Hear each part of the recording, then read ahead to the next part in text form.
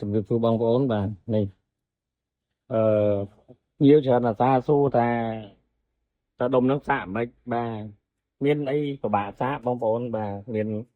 ដូចមានតែទាញអាឡូ220មកភ្លើង220មកដល់ទឹកខ្សែនេះចូលទៅដុំខ្ញុំដែរបាទដុំខ្ញុំធ្វើការបាទវាធ្វើការចាប់ពី14 15ឡើងមកពួកយើងខ្សោយហ្នឹងចូលឡើងដល់16 30ឃើញទេដល់16 30ដល់6 40តែឥឡូវហ្នឹងឃើញវាឡើង16 40ឥឡូវវាយើងអត់ប្រើយើងអត់វាសម្រាប់ឈប់សាកវានៅ16 33 16 30ទេហ្នឹងហើយអញ្ចឹងវាបាត់សញ្ញាសាកនេះបាត់សញ្ញាសាក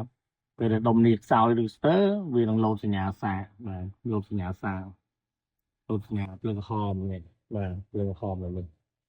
ឥឡូវវាសាកពេញហើយវាសាកគ្រប់ហើយវាឈប់ហើយបាទចឹងអត់មានអីបែរបងប្អូនចង់សាកគាត់ទៅឡើងដុំនឹងជាមួយនឹងអគុយទៅជាប់មួយអគុយទៅហើយដុំហ្នឹងដាក់ជាប់នឹងឡានហ្នឹងហើយបាទ